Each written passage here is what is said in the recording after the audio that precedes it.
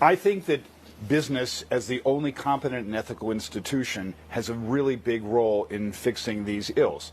It's job creation. It's also repairing this torn social fabric is going to require innovation, optimism, and retraining, reskilling, because we all know that automation is going to take away jobs. Also, that business and government have to work together. It's a shame that Biden and Macron and Sunak aren't here, and they should be, because we need those discussions. The governments aren't going to be able to do it themselves, nor is business. So look, I have a lot of sympathy, and I always have done, for people who look at what goes on here in WEF and Davos, and people talk a great book. They took a great book on climate, on social issues, on fair pay for their employees, on digitalisation, etc., etc., etc. And then they go away, and then they answer their shareholders, and it's the shareholders rather than the global stakeholders are the ones that are listened to. I have a lot of sympathy for that view, Richard. So, Steve, I think there's something really important to say, which is the CEOs need to stand up against this accusation of being woke. This whole idea of DeSantis and Disney and et cetera is a myth. Our clear research finding is 85% want CEOs to stand up and speak up. 2/3 of employees want to work for companies that have their same values. 2/3 of consumers are belief-driven buyers. Every indicator is saying speak up, stand up on the 4 key issues: sustainability, diversity and inclusion, wages and reskilling, and geopolitics related to Russia. 1,000 companies got out of Russia in the last year. That is a very significant step. It's 4 times more than got out of South Africa. You can see why those leaders haven't come, because, as you point out in your barometer, we've gone from distrust to actually polarization. So there's seen to be a certain amount of reputational risk or damage associated with attending an event now that for many people is perceived to be dark and about collusion and about where the elites or the 1% wish to steer the global economy over the next year. Again, this idea of being woke is simply delusion.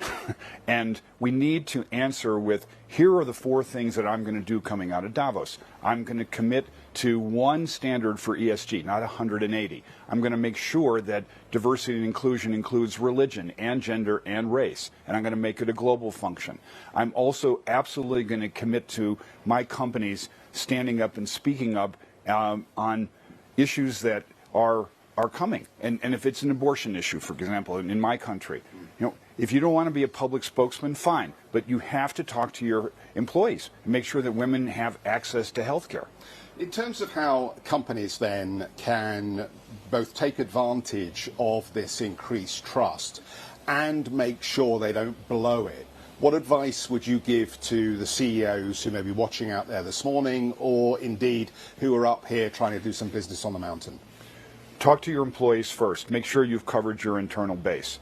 Also, work with NGOs. Don't give them the stiff arm. They have great last mile capability. I think lastly, I want these companies to recognize that they are standing into the void left by government.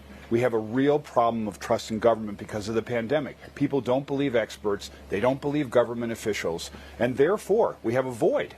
And a company newsletter is more trusted than mainstream media. Can I just push back on you for a moment Please. here? Because we all know the business that you're in. Sure. And you work with governments, you work with companies, and it's all about getting the message across.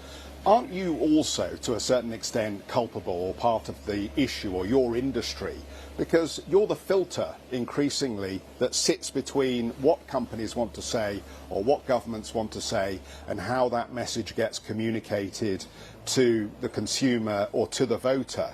And what we've seen in recent years, I think, is that there is a desire for a different style of politics. We may not have liked Boris Johnson, but he certainly represented something slightly different from the previous message manipulation that we'd seen. And when it comes to companies, sometimes you just want the CEO to tell you how it is. If that means job cuts, that means job cuts. But the filtering that we get through so many agencies these days, do you not think it somehow corrupts, and it also stops people feeling that they're hearing the truth? I think the best PR is premised on action. And what we're increasingly telling clients is action drives trust. And whatever communication you do, you actually have to do something. And you also have to tell both sides of the story. You know, PR historically is, you know, pitching Jeff or Steve on, you know, here's the great things companies doing. But we also have to say, and we have these areas in which to improve. If we're not being credible by giving full information, and increasingly, you know, people are going direct to source for information as opposed to going through media, that's even more responsibility for the PR industry to tell both.